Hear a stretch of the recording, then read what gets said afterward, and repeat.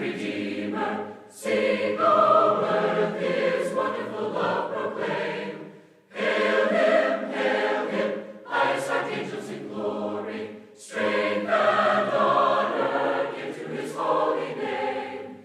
Like a shepherd, Jesus will guard His children. In His arms He carries them all day long. Praise Him, tell of His excellent greatness. Praise Him, praise Him. Mark chapter 6. I lost my microphone here. Okay, sorry about that.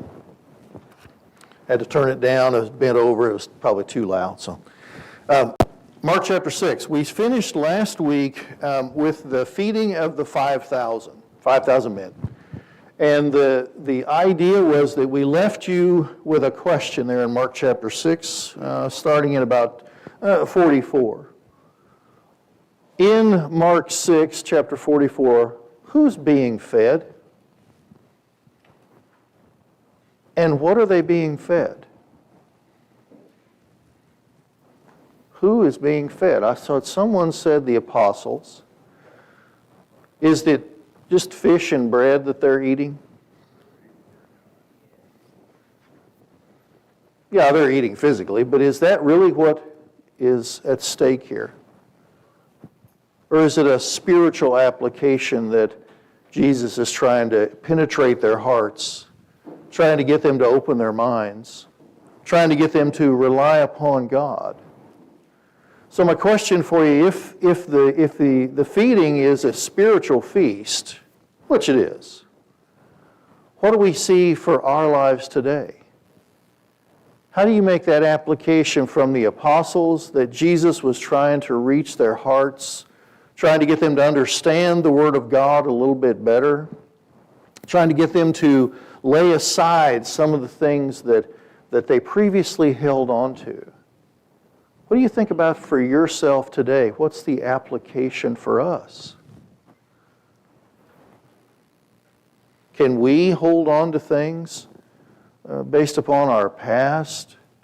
Can we hold on to things that are physical? Remember what the apostles said when Jesus was talking about feeding these people. Maybe 10, 15,000 people. It's a lot of folks. What did they say? What was their reaction? Well, cut them loose. It was the physical. It was about just getting the needs taken care of. Is that what Jesus is about? Is He just focused on the physical? Does He understand that they need to eat? Well, sure. That's not a revelation that at some point they're going to have to eat. Is that the most important thing for Jesus? Well, He's focused on the spiritual, upon the Word of God.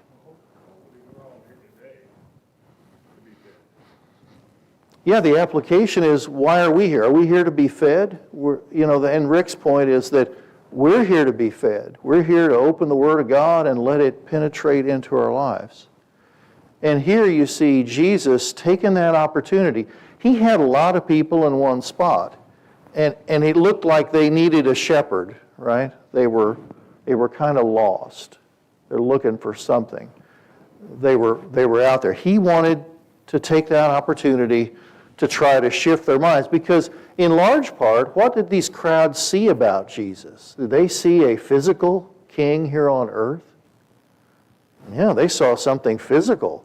Well, Jesus is trying to shift that narrative, try to shift that perspective, shift that mindset to something that's more spiritual, permanent, right?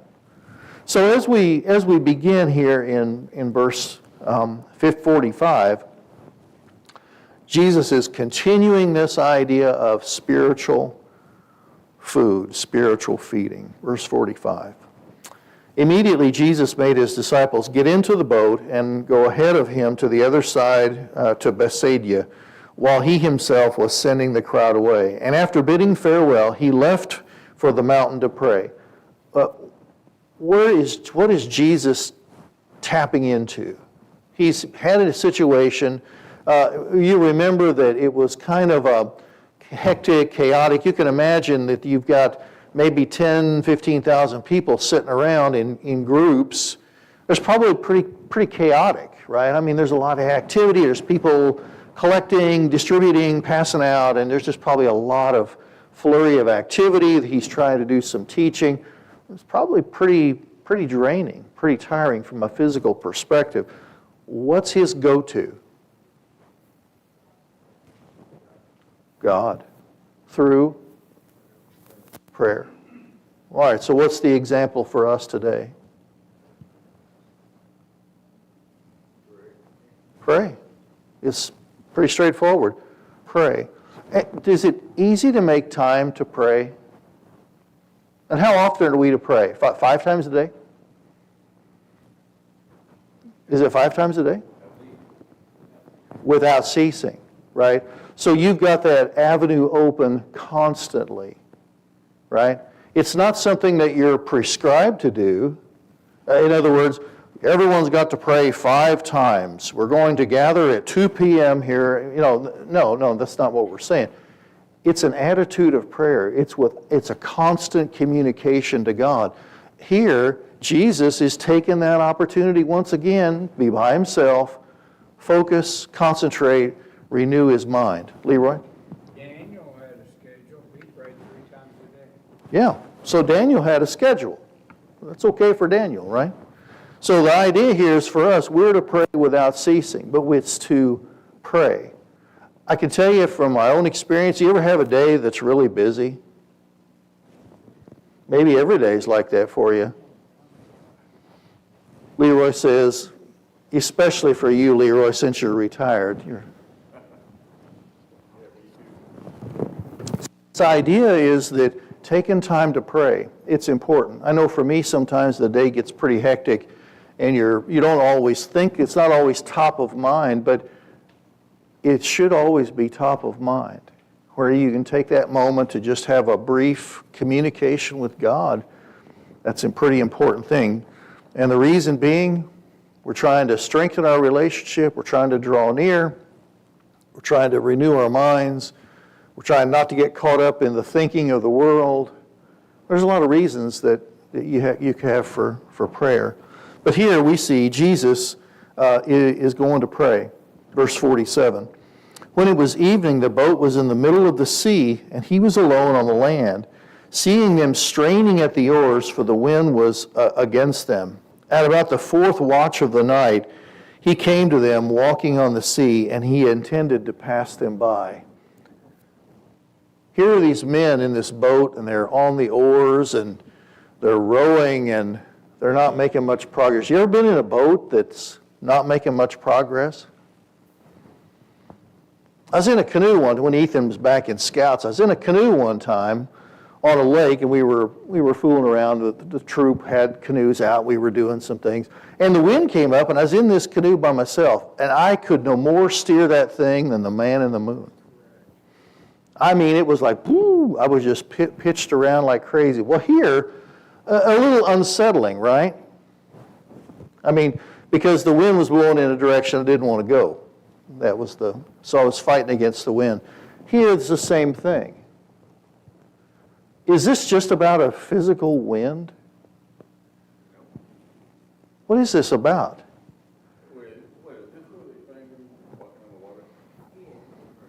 You're getting ahead of me, Jerry. But you're right. He is walking on the water. Is Jesus aware of their situation? He says he can see them, right? This is a physical example, but does it have a spiritual application? What about us today? When we get into the boat and begin to row and the wind comes against us and it gets difficult, is Jesus aware? Do we see him walking on water in our lives coming towards us? Well, not literally, perhaps, but spiritually, is he there? Is he coming to our aid? I mean, look at the example here that These men are sitting, they're rowing in the boat, they're not making any progress. I venture to say there was probably somebody hollering, row harder, row faster. You ever have that happen in your life? I've got to row harder. I've got to row faster. I've got to do it. Were these people making real progress? No, it says they weren't. So here, what is the answer to their situation? Well, in verse 49, but when they saw him, verse 48, he came to them walking on the sea, and he intended to pass them by. He's just walking across. Well, that's pretty interesting. He has no trouble walking through the storm. He has no trouble with the seas. He has no trouble whatsoever. He's just walking along, and he sees them, and he's aware. He's got the situation under control, doesn't he? Well, let's see what else. Verse 49, but when they saw him walking on the sea, they supposed that it was a ghost and cried out. For they all saw him and were terrified, but immediately he spoke to them and said to them, take courage, it is I, do not be afraid. Take courage, it's I. And they saw some things they couldn't think, they didn't think they could explain one thing or another. So, but here, what is Jesus' message to these people? Have faith. Take courage. Whenever you have trials and storms of life, can it be something that causes you to be afraid? Well, I'm not going to be successful. I don't know how this situation is going to turn out, whether it's a health situation or whatever the case is, right? Whatever it is, whatever the storm of life, family, work, whatever it is, there's a storm. And you don't know the outcome. And you're rowing as hard as you possibly can, and there's Jesus. Leroy? He didn't say who he was. They knew his voice. They recognized him, didn't they? Eventually. I wouldn't know his voice. You hadn't spent any time with him physically, right? But you know it now from a spiritual perspective. Because what do we draw from God? What do we draw from Jesus? Peace, right? This was a test. He was testing them because he wanted to pass them on. He wanted to see how faithful they were and if they would turn to God in time of trouble. And more or less, the human side took over. And they were fearful for their lives instead of having faith in God. Yeah, so Rick's point is that this is a test, or this is a situation that Jesus is trying to understand how much faith they have and maybe help them understand how much faith they have, more importantly. Gina? But he responded immediately, too. He didn't let them, Nope. They were terrified, but he immediately said, take courage. That's right. So for us today, the lesson for them, like it is for us today, is about faith. When you come to Jesus, is he going to respond? Well, sure he is. He's going to respond immediately, man. One other thought. When it says he intended to pass them by, so if you choose to not turn to him, and you choose to just strain and struggle and try it on your own, he'll allow you to. Yeah, that's exactly right. He was going to allow them to just keep doing what they were doing. Same thing for us today. We can continue to row. We can continue to struggle. It's about shifting your focus from the physical to the spiritual. Richard? Looking at 49 and 50, and I don't know if I've looked at it before, but he's intending to pass by. They're straining at the oars. They don't cry out because they're straining at the oars. They're crying out because they thought they saw God. Yeah, they saw something out. What is this out there? Walking along the... That changes everything in life that you think you're in. I'm straining the oars, but I've done this before. I've dealt with the wind. But I've never watched a ghost pass by me. That's Got to be, you've got to assume things that they're thinking. it's beyond our capabilities, right? And he has to calm them. At that point in time. Yeah, I think this is another instance. Go ahead. He mentioned it, maybe he was gonna pass by because he knew they're used to straightening the oars. They can do this. Just to see where they were. Let us do what we're capable Mhm. of doing, not because he's not aware or doesn't know, but it's good for us. Yeah. But sometimes we just don't understand, we don't see, he's there to comfort us. Yeah, so your point is when that idea, this unknown was thrown into the mix, they were perceiving something out there that they couldn't explain. It was walking, and it was walking, and it was moving, and it was making progress. Oh, well, we're not. What is that? You know, sort of throwing this idea of this unknown. Once again, it's this idea of situations where we can't control necessarily and where we get in beyond what we're capable of doing. And yet we keep rowing, we keep struggling. But here, they saw that unknown situation, and then what was their reaction? They cried out. And then what was his reaction? Take courage. Take courage. It's I. I'm responding. You're crying out, and I'm responding. Verse 51. Then he got into the boat with them, and the wind stopped, and they were utterly astonished. For they had not gained any insight from the incident of the loaves, but their heart was hardened. What is it when you're astonished? When you're astonished by something, what happens?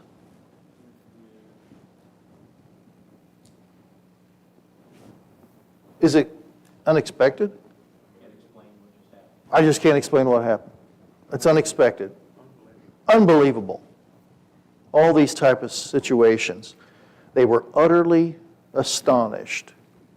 And at this point, they and you can read other accounts of this, and excuse me, you can see there's more that transpired here. But for the most part, by the time Jesus gets to the boat, they know it's him, clearly. And so there's a recognition there that he's helping him, he's in the situation. But when he gets into the boat there and the wind stops, they were utterly astonished. What had just happened just a little while ago? Yeah. Reliance upon me. Here's a man, even if you forget the spiritual application of the lesson that he's trying to get across, what happened in a physical sense here? Again, how many loaves did he start with? And how many fish? 2. And he fed how many people? Thousands, right? 5, 10, 15,000. So the idea here is there any rational way that this could have happened? No, not really. So this idea here is they've just witnessed a great miracle. And oh, by the way, where had they been before this? Had they been sent out? They were sent out, right? They were sent out with how much? Nothing. Well, what were they supposed to do when they were there? They were taking a message of God, but what were they doing? Were they healing? Were they casting out demons? They've been using the power of God to help spread the word. So here, they're utterly astonished. Did they give it no thought that Jesus could calm the elements? And he'd done it before. But no thought. Well, what does verse 52 say? Hardened hearts. So what happens to us if our heart becomes hardened? And you could think of it as closed if you want.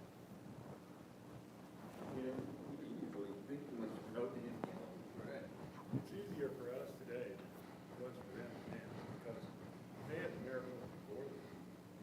We have to go on faith of everything that the Word says is true, because God doesn't lie.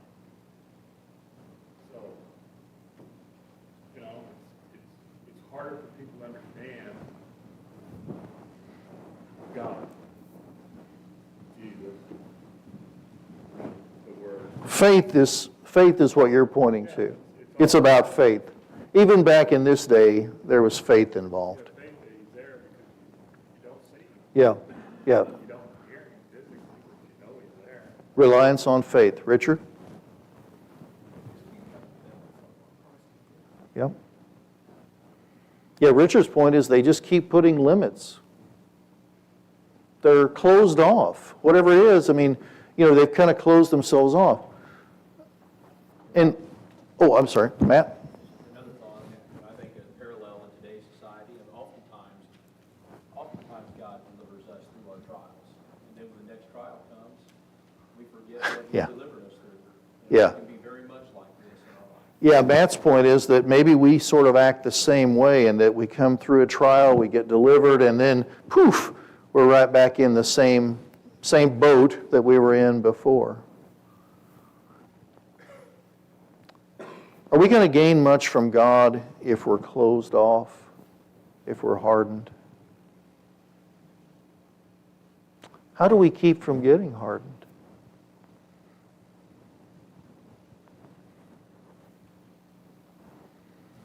Constantly renewing your mind.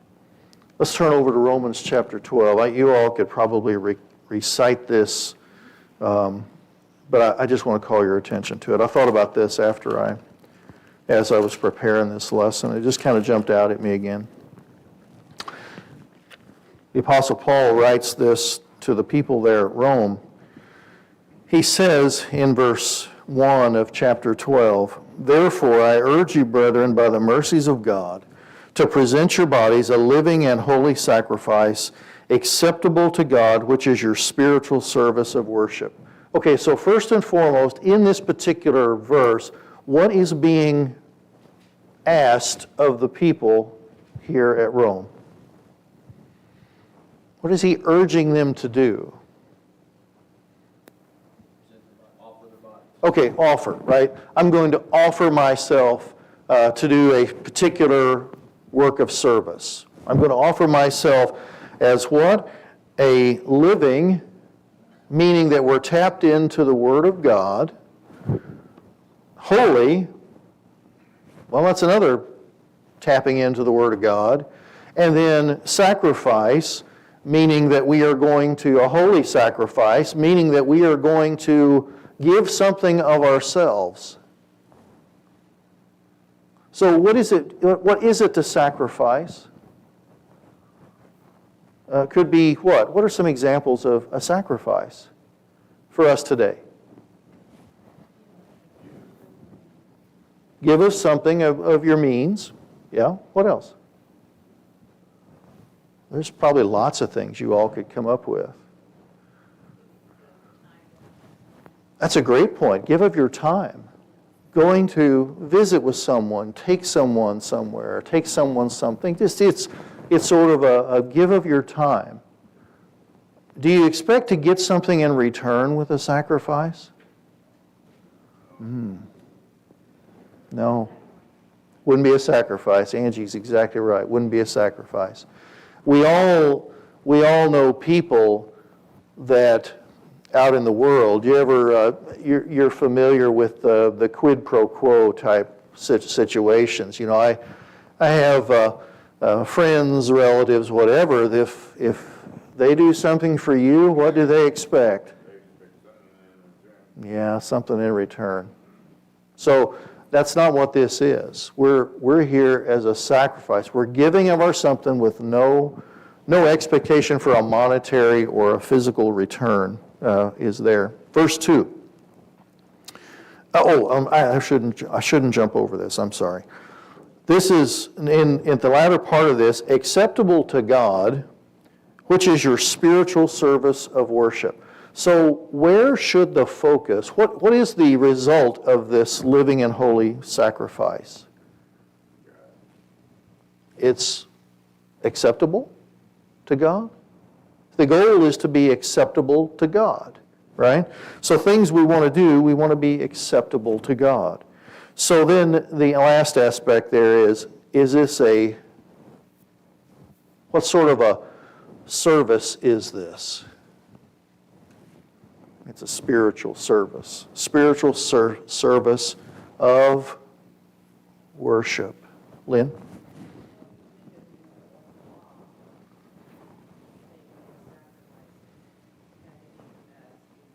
Yeah.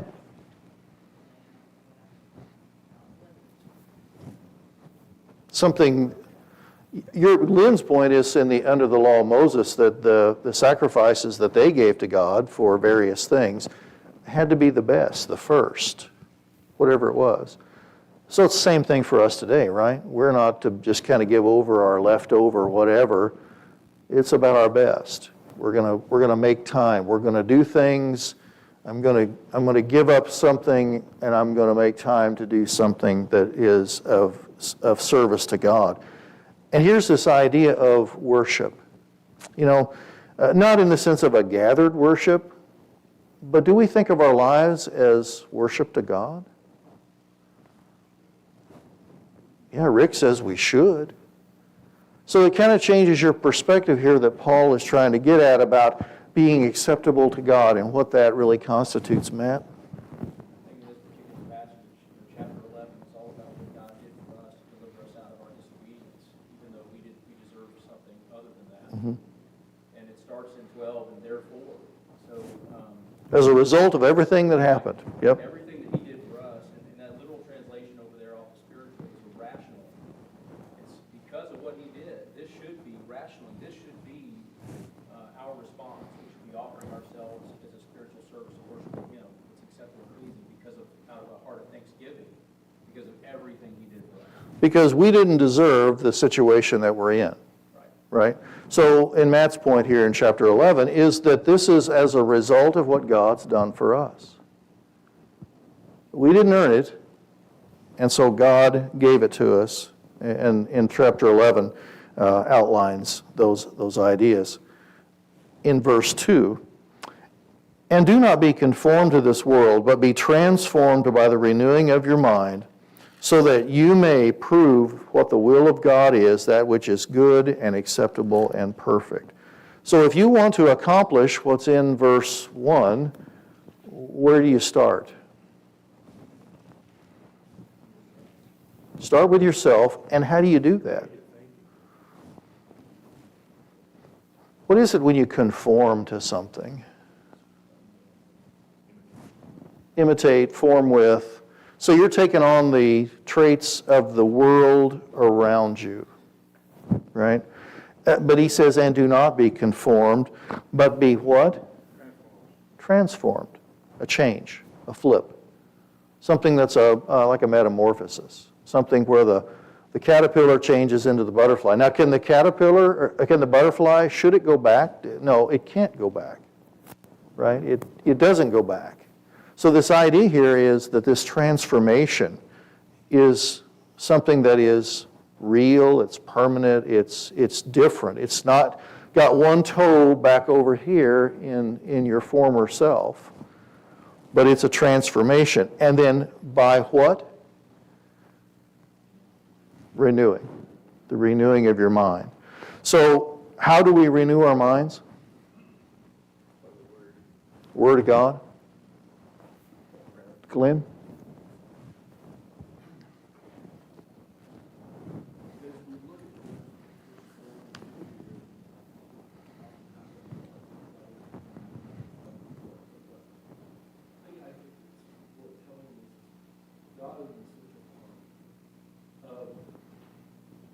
When we offer ourselves as a sacrifice, we talk about spiritual service of worship.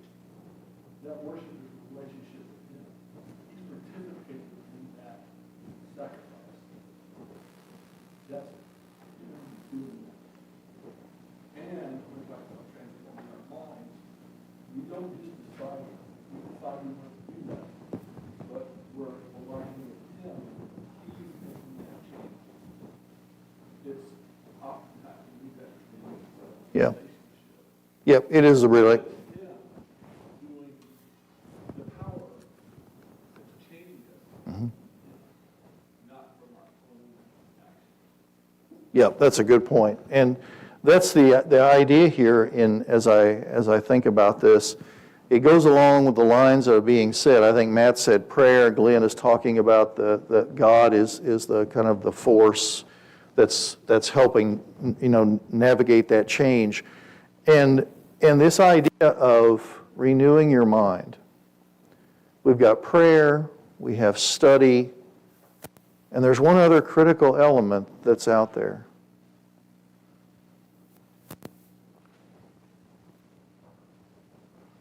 Because we know that Satan knows the Word of God, does he not?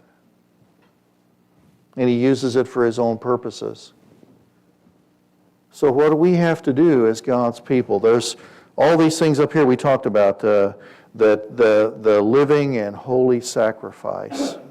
This definitely talks about action. If we're not being, Peggy? Study the Word of God so we can compete against the devil. All right, Peggy says, study the Word so we can compete. When you compete, what do? You participate. You don't compete by sitting on the sidelines. You're competing in this race.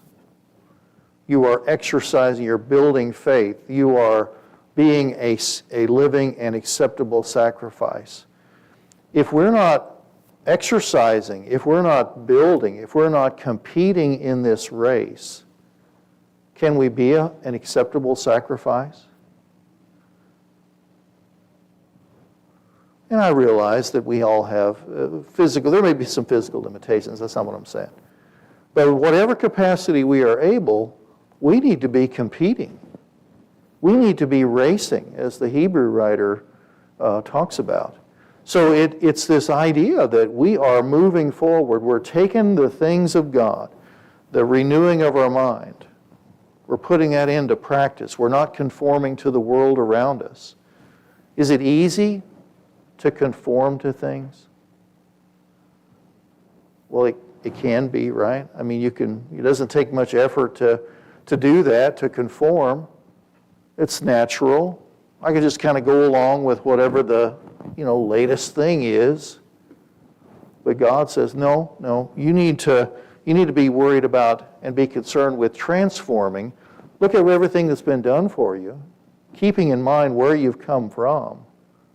And he says here that I urge you, brethren, as a result of what was been done before, you ought to have some zeal. You ought to have some gumption to get up and do those things. Okay, so let's go back to Mark. Any more comments before we move along?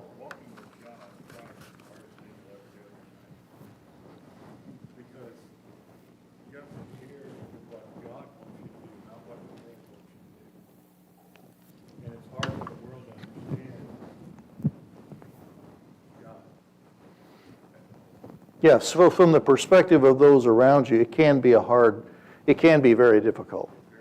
Yeah. And that's what I told my grandkids when they were baptized. I said, you've taken a step that's going to be the hardest thing in your life. You've got to be willing to accept it. Yeah, it's a journey, and it's a race. Every Yeah. day, a journey. Yeah. Yeah, good point. Anything else? We're gonna not really shift gears, but we're just gonna go to the next phase of this. Starting there in verse 53, they come into the boat, and this idea here of hardened hearts and closed off hearts and things like that is kind of where he leaves verse 52. In verse 53 of Mark chapter 6, when they crossed over, they came to the land at Gennesaret and moored to the shore. At Gennesaret, if you're looking at it's on the western side of the Sea of Galilee over there. When they got out of the boat, immediately the people recognized him and ran about that whole country and began to carry here and there on their pallets those who were sick to the place where the place they heard he was. The reaction of the people, he lands on the side of the sea What's immediately their reaction? Here we come. Yeah, it's like they're following. The word is spreading. Jesus is here, and they heard he was down here at Gennesaret. Okay, here we go. And what are they bringing? Bringing the sick.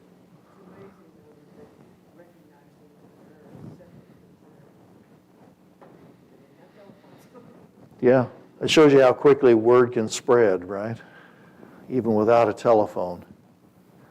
I remember days gone by of the old calling networks, right? I mean, you know, the old party line and so forth. Word can spread, right? It doesn't need Facebook to spread. I don't even know if that's a thing anymore. Is Facebook still a thing? I guess so. Instagram, whatever it is. So this idea here is that he's impacting people around. He's got quite a reputation. You can see we had the thousands over there where he fed them. So word is definitely, he's not lacking, is it? People are coming, they're bringing their sick, and they're bringing people there to be healed. They recognize Jesus as a source. It's a source of healing. There's some power here, and at least they recognize that. Some for a source of believing. Yeah, absolutely. Yeah, no doubt there were some that were believing. But for the most part, the masses really saw it as a way to get their sick healed. And in verse 56, when he entered villages or cities or countryside, they were laying sick in the marketplaces and imploring him that they could just touch the fringe of his cloak. And as many as he touched were being cured. Did they have to get a full measure? They just wanted to touch his garment. Just want to touch him as he walks by. Or maybe he'll brush up against, I get my loved one close enough, maybe he'll just brush up against him. And some of them were seeing that was enough to there. With the hemorrhage, yeah. Yeah, and she just reached out and touched the fringe of his garment. So here's this idea that these people, they do recognize Jesus as a source. Some may be believing. He definitely has a message that he is preaching. Some, but many are bringing folks there to be healed. That's been their point. Okay, so we got chapter 7. And we'll start this and pick up here, and we won't probably get too far. Verse 55, people were carrying sick folks on their mats. Yeah. There was some love there. Oh, they definitely had that, didn't they? Yeah. I got to work in the field today. I can't carry you to see something. And did these people have faith that Jesus could help them? Well, absolutely they did. But maybe it was just for the being healed, right? I mean, he had power, so they did reach out. So he is proving that those that reach out on the basis of faith, he does respond. And Leroy's point was they were families, or whoever was bringing them, they were demonstrating love for their families. Okay, chapter 7, verse 1. Good comments. Chapter 7, verse 1. The Pharisees and some of the scribes gathered around him when they had come from Jerusalem and had seen that some of the disciples were eating their bread with impure hands, that is, unwashed. So the scribes and Pharisees, they came from Jerusalem, and what was their observation about Jesus and his disciples?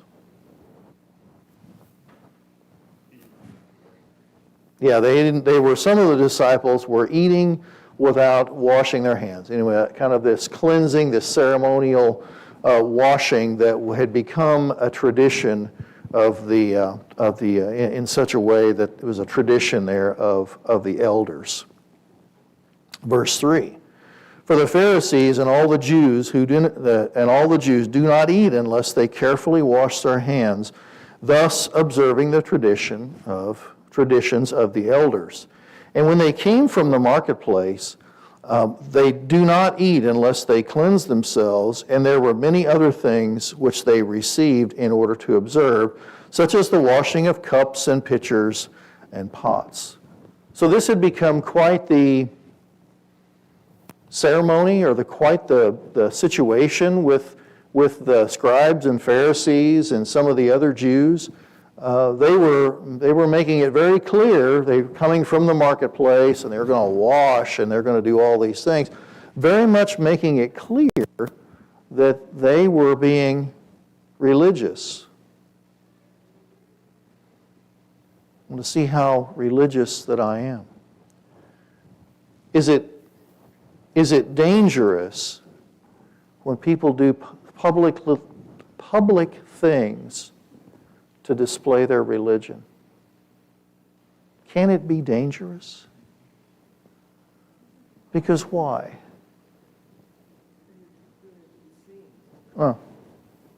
Linda says you're doing it to be seen, and that's exactly right.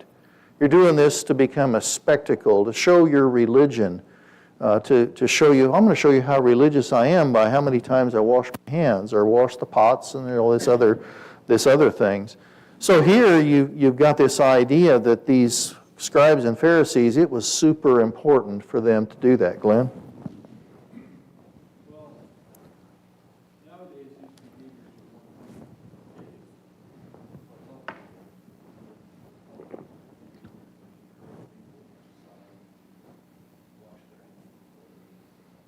Yep. people back here, I don't think have stopped washing their hands because of all the I think they were just normal, everyday people that had never had that as a practice in their life. And they're trying, Pharisees are trying to hold them to a religious standard, not a health standard, of trying to get them to say, you need to be at this standard to be considered to be religious. And his point is that's not a valid standard. Yeah, we're going to see that here in just a, right.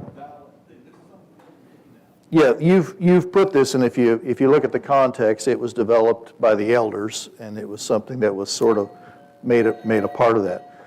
Well, I didn't get as far as I wanted to. You guys had great comments. There's just a lot of stuff in here. So next week, we're going to pick up with chapter 7. So thank you. I appreciate your participation.